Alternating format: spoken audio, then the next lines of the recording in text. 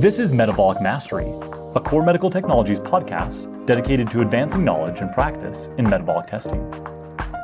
Welcome to Metabolic Mastery, brought to you by Core Medical Technologies. I'm Dr. Marc Humbert, and this is my co-host, Dr. Cameron Garber. And today we're going to be talking about wearables, why your wearable might be lying to you, and really what are the best use cases of wearables, and some cautions to be aware of. And so as we dive into that, we're first going to talk about estimation versus measurement. So tell us a little bit about that and how that applies to wearables. Yeah, well, and honestly, it applies to everything we're doing here at Core. It's true. So we are in the measurement game here at Core of, measuring VO2, VCO2, heart rate, all of those things. We are in the measurement game. And so that's an important thing to differentiate between what is an actual measured value versus what are calculations and estimates and extrapolations of data. And so I think that's a very key thing that at Core we have decided fundamentally to not be in the extrapolation game, that we are in the measurement game. And so, some brands of metabolic analyzers will tout they have all these different biomarkers or things like that these reports can tell you about, when most of those things really aren't terribly founded in science. And so same thing is true with our wearables, that there are certain things that are measured, like heart rate, activity rates, so step counts or relative movement, things like that. Those things are measurable values. And then there are things like calories or sleep quality or some other things that it does a decent job at trying to gather a bunch of data points and using that to make an extrapolation or making some kind of estimate, but they're not always exact values, and certain things can throw those off by a little bit. And so it's important that we make sure that we take those things that are estimates and put them in their proper lane and don't overemphasize what those things mean. So kind of again, back to VO2 testing, making sure that we're really relying on measured values and not putting too much weight in some of these extrapolations and these other things that really, again, some of them aren't founded in science that we're using as outcomes or biomarkers or things like that. So yeah. Important that we differentiate those things. Absolutely. Well, and again, what can they tell us and what are they relying on, right? Some of them can be fairly accurate, but it's. I think sometimes we assume that what is an estimated value is a measured value, right? And like calories, right? Yeah. And so that really ends up being important for training purposes, for trying to track and change body composition. These values can be really important. And the thing to understand with a lot of the estimated values is, first and foremost, most of them use population data, right? Population data is based on that bell curve. And so you have the mean, right? Which is like, that's the average of the values. And with a lot of estimates, that can be fairly close to the mean, right? 1% to 2% accurate when we're looking at the mean. But in that bell curve, there's also what we call the standard deviation. It's the spread of the data. And so it tells us how much variation there is in that data. So a really wide curve means there's a lot more population variation. A really narrow curve means there's less.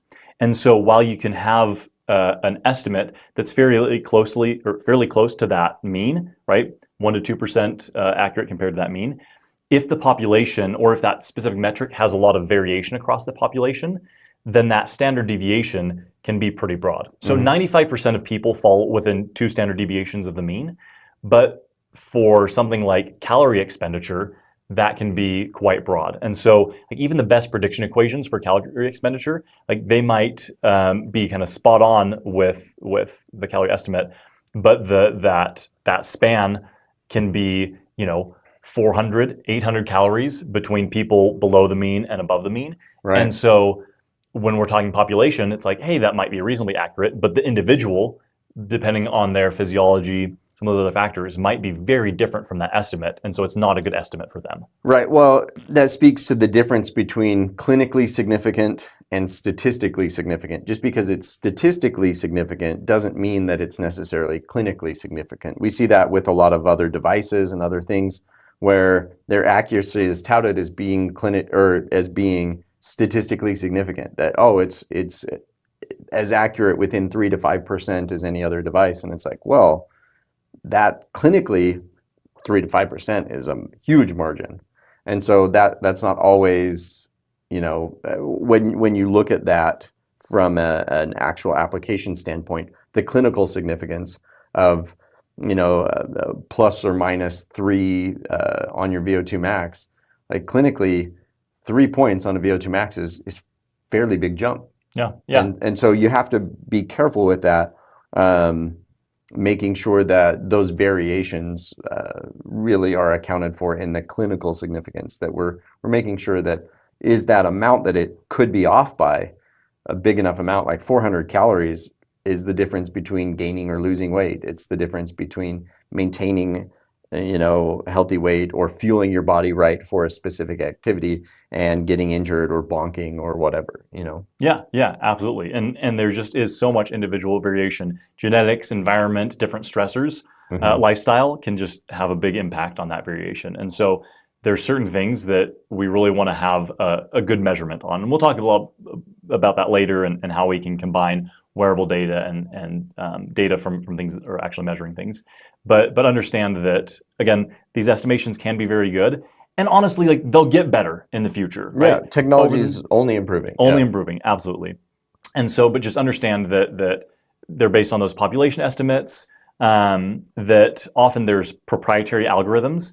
And so researchers actually don't have insight into what's all being factored into the calculation of these. Right. And so it's kind of a black box. And so it's like, I mean, obviously they're investing quite a bit of money in these devices and these algorithms. Right. But because we don't always know what they are, it's hard to say, like, well, how accurate are those? Are those good, proxies to use for this? And so just some things to understand: estimation versus measurement. Okay, so now let's dive in to some of the things that we can measure and estimate. There you go, measure and estimate. So let's start out with just heart rate, right? A pretty simple one. Yep. Lots of different things that can measure our heart rate. So let's talk first measurement. What's kind of the gold standard? Why do we use that? Why are we looking at that? Yeah, so the ultimate gold standard is EKG, ECG, right? Of looking at actual conductivity of the heart. And so obviously you can have a 12-lead EKG or every measure of lead in between 12 and 1. And so a heart rate strap is essentially a single lead EKG. And so the heart rate strap, heart rate chest strap, those are really, really helpful and kind of the most accurate, simple way. I don't think you're going on your morning run with a 12-lead EKG setup. It'd be a little cumbersome. Gotta pull a little cart by. And so, yeah, a 1-lead EKG is basically what a heart rate chest strap is. That's going to be the most accurate kind of wearable technology in terms of heart rate. And then we've got, it kind of tiers down from there with the arm strap, an optical arm strap, and then the optical wrist strap, or that's built into the watch itself. And so with the optical wrist strap being the least accurate, arm strap is a little more accurate, and then the chest strap is the most accurate because you're getting actual electrical conductivity of the heart. Absolutely. And this really matters, heart rate matters especially because of how good heart rate is at tracking our intensity, right? Yep. Heart rate, as we talked about before, is so responsive to so many different things, right, but gives us a really good measure of intensity. And so things that are measuring that are maybe like 1 to 2 beats per minute off, probably not going to be a big deal. But when we have more inaccuracy, 5+ beats per minute, then that can actually shift the training effects that we're getting, right, such that we think that we're training to drive certain adaptations, and we're just not driving those as optimally. Again, remember that there's not just these stark cutoffs of this adaptation ends as soon as I get into this next zone. Like, it is across a spectrum, but it's am I optimally driving the adaptations that I'm looking for, right, to, with this training intensity? And so if we're having these large swings, this large inaccuracy in heart rate measurements, then it just makes it a lot harder to use the data that we've measured to make those heart rate zones to make sure that you're staying within those. Yeah. And so that becomes very important. And so again, the chest strap tends to be very accurate. It's right near the heart. It's very tightly fitted. The wrist one, especially, seems to do pretty good for resting measures. And so it's nice, like, oh, what's my average resting heart rate, right? Yeah. Across the day. But just with the movement artifacts, things like sweat can make a difference in how that's reading. Temperature changes. Yeah. Well, yeah. So talk a little bit more about how optical sensors are working. Yeah, so optical sensors essentially just shoot light through your skin, and it then reflects off the blood flow. And so you're getting your pulses, the actual flow of blood, and not the electrical conductivity. And so there's pros and cons to that. If you've got somebody with a heart murmur, it can actually be helpful because a 1 lead EKG struggles sometimes to pick up the heart rate because of a heart murmur. And so sometimes if you've got a client that's doing a test and their heart rate is all over the place, usually first order of things is replace the battery or switch heart rate straps. But if it's still happening, that's not uncommon that people will have like an exercise-induced heart murmur or things like that. And so really helpful then to have an optical armband on hand where you can use that instead. So the armband's going to be a little bit more accurate because there's less movement, less artifact that you're getting, less temperature change, less sweat right there on your arm versus kind of down your hand. It can kind of run down your arm, and the watch is a little bit bigger and things like that. And so we get more temperature change. So the watch or the wrist-based is going to be the least accurate of the optical. Blood flow is less the further we get down our extremities, if you've got neuropathy or other things. And then the temperature changes, both hot and cold, plus sweat, can all kind of affect the optical sensors.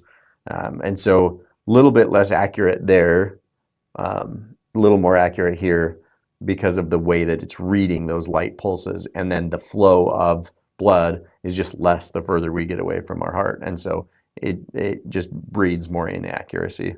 Absolutely. Well, and also things like tattoos or even skin tone can somewhat throw those off. Yeah. Yep. And so that's important to keep in mind. But again, why does that accuracy and heart rate matter? Because we're using those heart rate zones to track our training, and we want to make sure that we're getting the training effect that we're looking for while also managing recovery, right? Mm-hmm. We want to balance stimulus for adaptation with recovery so we can actually progressively increase in those adaptations over time without being lost to injury or burnout. Yeah. Okay, so that's heart rate in a nutshell. Let's now move on to calories, and this is a big one. So again, let's talk about the gold standard for looking at calories.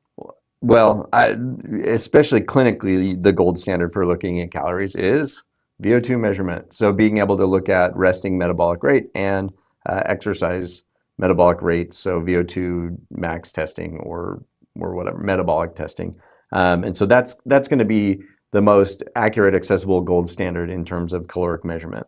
And so if we can do that, we can find out exactly how many calories somebody's burning at rest and during exercise, so that we can apply the relation of heart rate to that.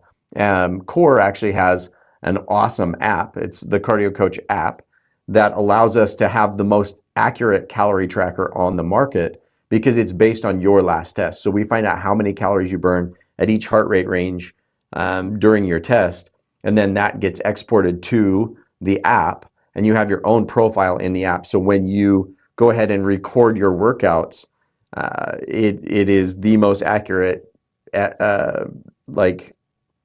this is more of an estimate because it can't factor in day-to-day fluctuations, but it's the most accurate estimate on the market because it's based on your last test. It's based on real data that was measured data for your body versus others. So it's still an estimate, but it's the most accurate estimate you can get because it's based on you and your physiology. And so especially at least for a period of time, it's going to be quite accurate. And so obviously as training continues or time passes, and if we improve or decrease in our fitness, then those numbers won't be quite as accurate. But so that's maybe the next tier down in terms of gold standard is that Cardio Coach app. And then from there, there's all kinds of different ways people estimate. So we have from DEXA scans to other body scans, the bioelectrical impedance analysis type scans. They will make an estimate then of that, what they call basal metabolic rate, which I won't get into why that's so inaccurate. But the basal metabolic rate estimate that they produce is based on a couple of constants that they use as constants. That muscle, for example, all burns at the same rate of calories per day or per hour, which isn't true. Everybody's muscle, calorie burn is different depending on mitochondrial health and density, depending on just kind of muscle health and activity levels. And so even recovery and all kinds of things can cause that to fluctuate pretty heavily in how many calories somebody's burning. And so a lot of the calorie burn estimates that we see are going to be way over or underestimated for the individual because they're based on some constant values that aren't constants in individuals at all. Yeah. Well, it goes back to that how wide is the variation? Right. And when it comes to calorie burn at a population level, there's quite that variation is quite broad. Yeah. And so those estimations can be off as much as like 10 to 30+% sometimes. Yeah. Like in the ACSM manual, it says that some of those calculations are off by, on average, about 30%. Yeah. And so that's pretty extreme, Yeah.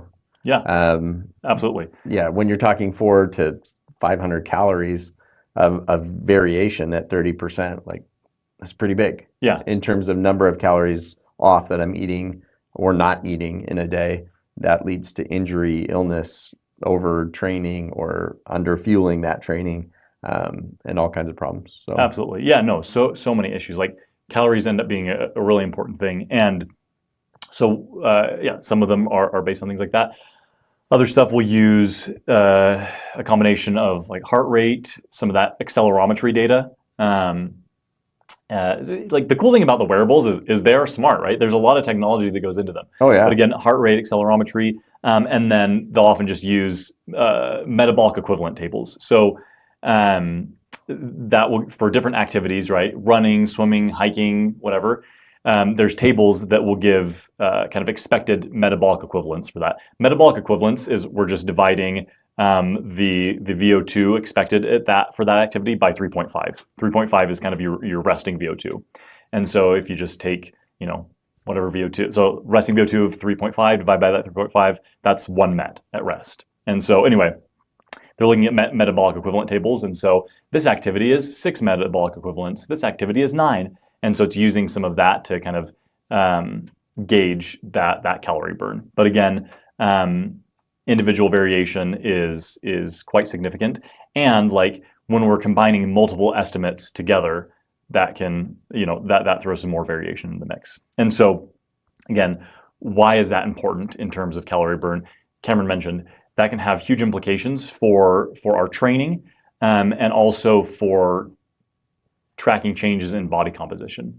And one of the things that we'll see sometimes is that, people are looking at their watch and they're like, I've been tracking my calories and then my watch, and I'm still not losing weight, right? I'm stuck at this weight. And the question is, well, like, is your body just defying the laws of physiology or is something off in the measurement, right? Either on the intake side or in the expenditure side. Much more likely that there's some inaccuracy in the intake or the expenditure. Yeah. And so knowing that calorie expenditure tends to be quite a bit off in smartwatches, like there was one study I remember looking at that like there was no watch, and I can't remember all the different models, but they looked at a bunch of different ones. No watch had better than 20% inaccuracy in calorie burn. I know they've gotten better since that time, but there can be just some really wide swings.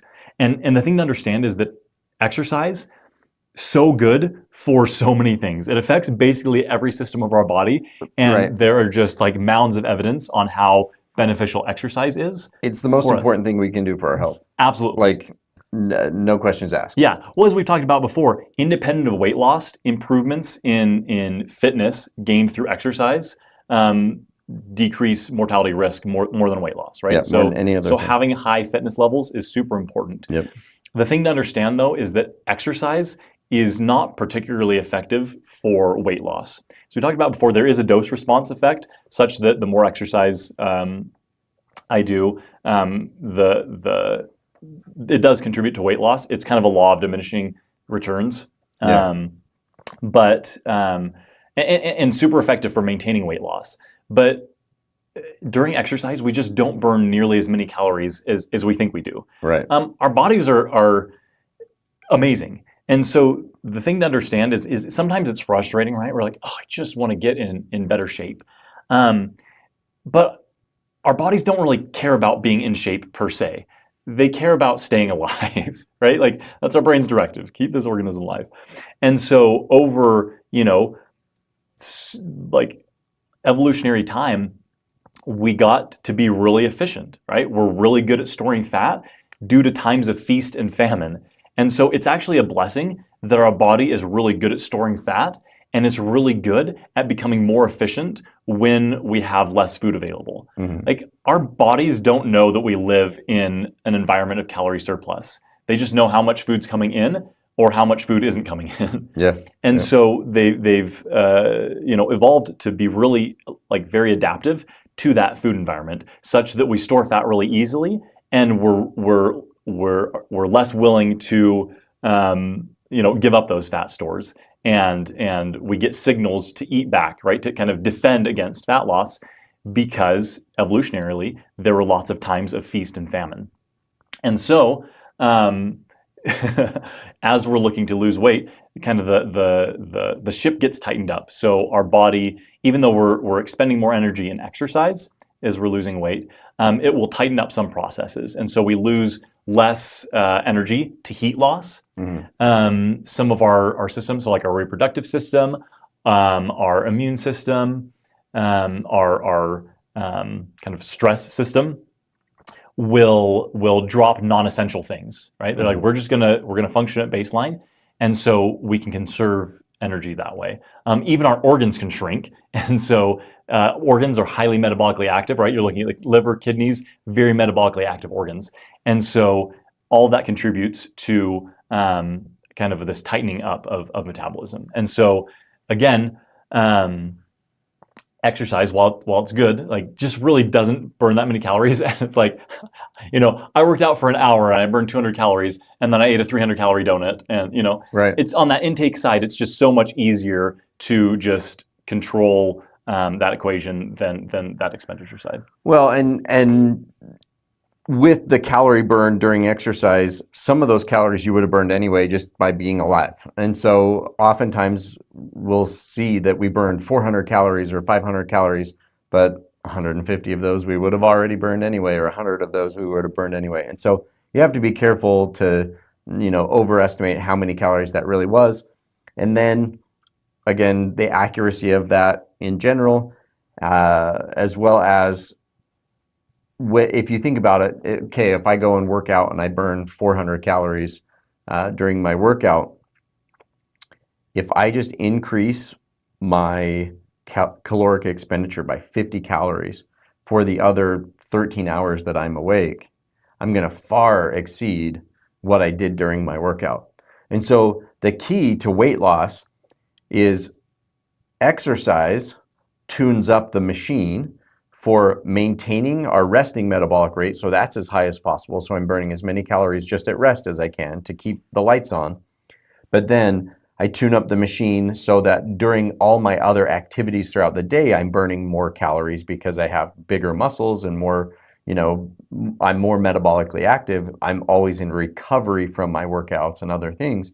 And so that's more of where weight loss happens, is through all of the other activities, the non-exercise activities that I do. So the more active my life is and my lifestyle is, the more likely I am to lose weight. So exercise itself isn't where that comes from, but exercise is what tunes up the machine so that when I'm active throughout the rest of my day and my life, I can tip the scales in the direction of weight loss. Okay, we talked earlier about calories. Oh yeah, so Ne- many. so many. So how many calories did we burn talking about calories? That Let's look at my watch. Oh wait. yeah.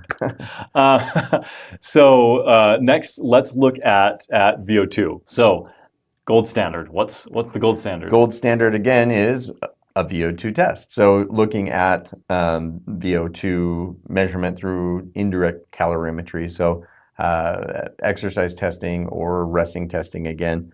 VO2, our VO2 max is really the only way to measure a VO2 max is to do a VO2 max test. There are lots of ways to estimate that using algorithms and other things like that. Some of them are better than others. Some watches or watch brands do a better job than others. Some of that has to do with the way you train, though. If you never push yourself up into those higher intensities with your watch on, then it's not going to have good data to give a more accurate estimate of what your high-end capacity is. And so there are a lot of limitations to that. But gold standard is just go get a VO2 max test done. Push yourself as hard as you safely can, and you'll get a pretty good idea of what your true VO2 max is. And so if you really want to know, test it. If you don't necessarily, the estimation then is a good way to track a trend, but isn't necessarily going to be accurate. So whether or not your VO2 max is trending up or down based on relative activity levels and stuff, that can be helpful from a watch to track. And it does give you some ballpark of to whether or not you're fit. But in terms of accuracy of what your actual VO2 max is, it's not terribly accurate usually. Yeah. Well, and I think in prior times, there was especially a drive like, can we develop good models for, wearables, because VO2 testing is so expensive, it's kind of inaccessible, you got to go to a lab. And now, VO2 has been much more democratized, and the testing cost has come down significantly. The data, it's just so much easier to do the testing. Right. We're able to do it clinically and not just in a university lab, right? We're able to do that in the gym, in the lab, or in the gym, in the clinic. It's become so much more accessible, much more doable for the average person to get a test. Absolutely. And so having that measured data, knowing where your individual physiology lies, and then using the wearable to, help track some of those trends in between those testing times can be really nice. And I think especially in terms of VO2 max and that type of testing,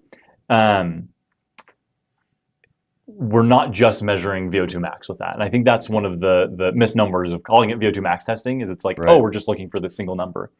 But when we're doing that VO2 max testing, especially if we're doing VCO2 testing alongside of it, right. It gives us a much deeper dive into the data and what's happening with your physiology, right? We can look at how you're using substrate across a range of heart rates, right? Am I using more fat for fuel? Am I using more carbohydrate for fuel? That's going to help us to make training decisions such that, hey, do we need to start training in such a way that we're driving adaptations to become more fat adapted, so you can use that better, so you can more easily switch between metabolic fuel sources, develop that metabolic flexibility.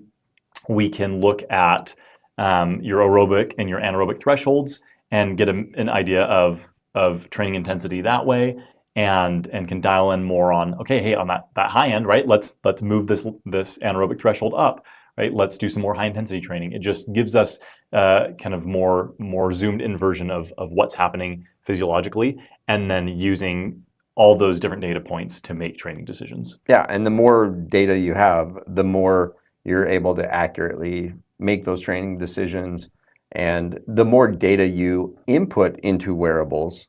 So the more you take actual measurements and then input that data into wearables, the more accurate those wearables can become. Yeah, well, so this brings up such an important point that I think sometimes we think that more data is better, but if it's garbage data, then it's actually not helping us, right? Yeah. It might lead us to either overtrain or undertrain, miss out on the adaptations that we're looking for. And so more data can be better when it's based on good data. And so having that measurement really helps. Right. So that goes back to our initial conversation of, is this a measured value and good data, or is this an extrapolated calculation of, loosely connecting two different research articles and saying, oh, if we did this and this, and then we could get your brain health or your lung health or things out of something that we really can't tell that from that. Yeah, the data from that just value. doesn't support it. Yeah. And so can we, increase the accuracy? Can we put that good data into our wearables? Like you mentioned with the apps. So it's like, oh, this is your measured values. You're going to be training here. Yeah. And then using those wearables really to track trends over time. That's where wearables, I think, especially shine, is because they're always with us. They can see those trends over time. Am I increasing in my activity? Am I getting more hours of sleep or fewer hours of sleep? What are the changes to my resting heart rate? Those things are really nice. Yeah. And another point about those estimations is thinking about it in terms of accuracy and precision. So accuracy is it as close to the real value as possible? And so that's what we're going to get with gold standard testing, right? That EKG or the indirect calorimetry, things like that. But then precision, like how close is each measurement to the last one with this device? And so where some wearables or some devices that are collecting data might not be as accurate, right? Maybe they have 5 to 10% inaccuracy. They're often very precise. And so you can look at trends over time. And so let's take, for example, like a body weight scale, right? Step on that and it's measuring your body fat percentage. Typically those ones, they're going to use bioelectrical impedance. And so, maybe your true body fat percentage is 17%, but the scale tells you that it's 14%, okay?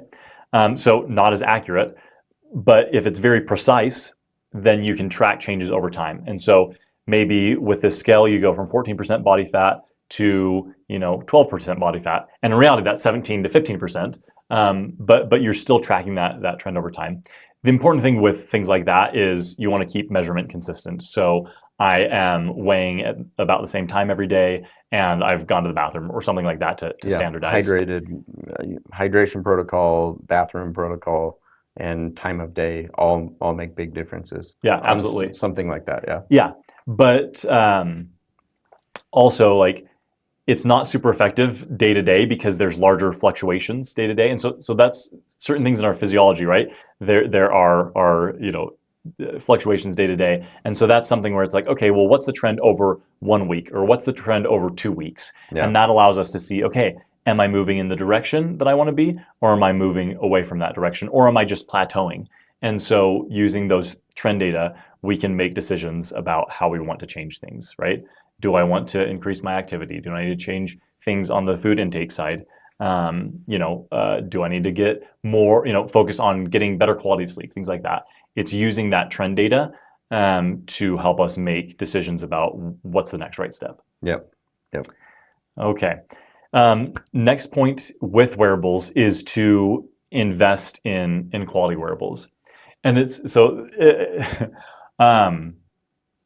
it reminds me of my grandma. So she would like appliances, clothing, like she would buy the more expensive thing, but it lasted forever. It was very high quality. It lasted forever. Yeah. And so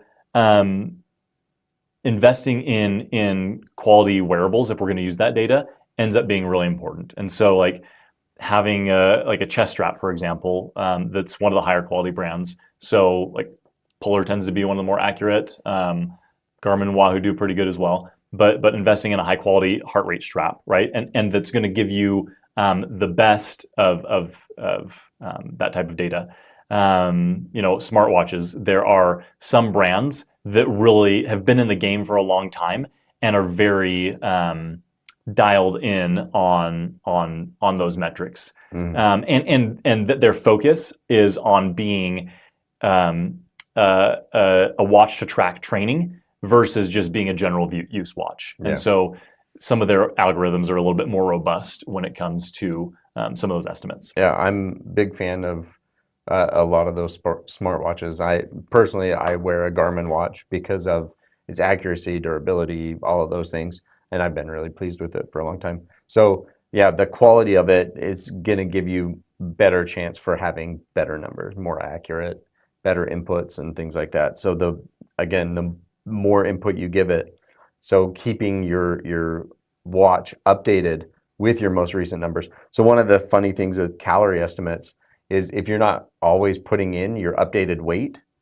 it can't be very accurate. So if Yeah. it's going off of a weight that was 20 pounds ago, and so, making sure that you have good inputs in there and that then you're using quality devices, it does make a difference for sure. Absolutely. And then I think also with those measurements, getting those retested regularly. Right. Again, the better the input, the better the output you can get from it. So retest often. Right? Yeah, yep, absolutely. And so kind of take home message is that when we're looking at, especially things when we're looking to change our fitness, when we're looking to change body composition, we really want to get accurate measurements. We want the measurements to be based in actual physiology, not just proxies. Again, the proxies aren't bad, but if we're looking to be the most dialed in terms of our training and in terms of like knowing how our body works, then we want to get tested and then use that tested data to put into those wearables. Yep. Because I think sometimes we end up being a little bit of a black box ourselves. If we're not testing some of these things, and it's like, oh well, I'm trying these principles of training, or I'm trying these principles of changing body composition, and it's not working. And it's like those are great general principles, but let's give you a little bit more understanding of your physiology, so then like how that applies for you, and where to adjust. I think sometimes we just frantically go about like, oh, this thing isn't working, this thing isn't working. Like, how many times have you been told, Oh, I've tried everything? I've tried everything. That's probably one of the most common phrases I hear is people say, I've tried everything. And they're so frustrated in their weight loss or their fitness journey. And it's always funny because I'm sitting there going, well, you haven't tried metabolic testing yet. But they're there now, so they are trying everything, I guess. But that is a frustrating thing when people feel like they've tried everything. And so that's why getting the right numbers is so key, because then you can make sure that you're doing the right thing for your body. You've tried everything, but they've all been stab in the dark, hoping this works for me, hoping this applies to me and my goals. Whereas if we get that metabolic test done, we can make sure that the way we're training is really lined up for my body, where I'm at right now, and what my personal fitness goals are. And so when we can line that up, then we have a better match of what's going to help us to move forward and make progress. And then, so go ahead and get that resting metabolic rate test so you know where your metabolism is, how it's functioning, how many calories to be eating. Get that VO2 max test done so we can find out what are your heart rate zones, what is your VO2 max, how are you burning calories, fats versus carbohydrates, at what ranges, all of those things, so that we can dial in your programming to your body. And then the app, the Cardio Coach app, and the Garmin Connect Cardio Coach app, so you can actually from your watch run the Cardio Coach app, which is awesome because it makes it so that, again, you have the most accurate numbers possible to see what your calorie burn's looking like from a day-to-day, workout to workout standpoint.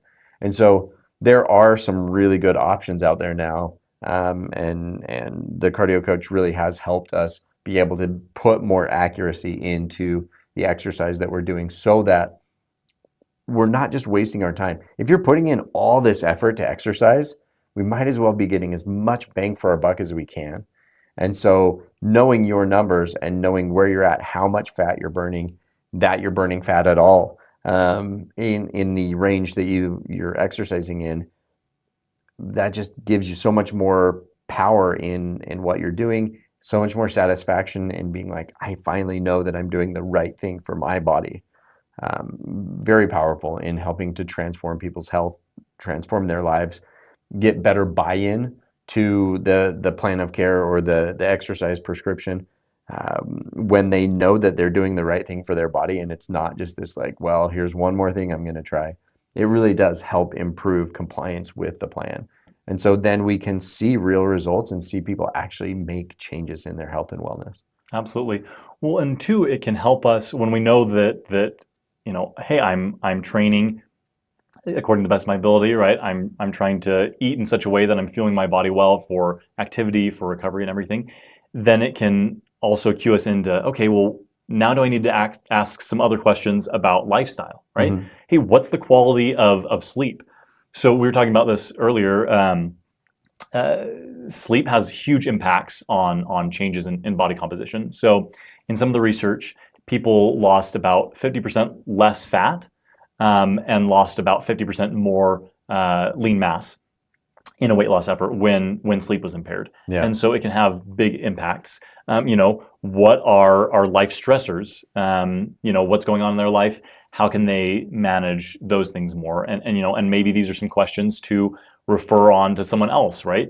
Do you need to talk to, like, is therapy an option, or do you need to talk to an endocrinologist, or do you need to talk to a cardiologist, or whatever, right? We can use this data to help look at some of those other areas and begin to ask questions there and kind of triage that area as well. And so having good data helps us to make good decisions for training. And then when we have that training dialed in and people are still struggling, we can see, okay, how are these other areas working? What do we need to work on and dial in things so that we're getting the changes that we want to see. Right. Your plan can only be as good as the information that you have in creating that plan. And so getting the right information through getting proper testing done makes all the difference in the world in terms of creating the correct plan so that people can execute on that and really see success in their health and wellness. Yep, absolutely. So again, are wearables useful? Absolutely. Yeah. Just with those caveats, get good input data, and then we're looking at those trends over time. And then they can be really useful. And as we mentioned at the beginning, it's just going to get better over time, right? Yeah. As we have more data, as these algorithms improve with the use of AI, I anticipate within the next 5 and 10 years, we're going to dial in more on those accuracy and maybe even add some other things that they're better at tracking. So yeah, I'm excited for it. Cool. Absolutely. So as always, thanks for joining us. If you want more content like this, remember to like, follow, and subscribe, and we'll catch you next time. Ready to take your metabolic testing to the next level? Visit core.com to learn more about purchasing our metabolic test equipment.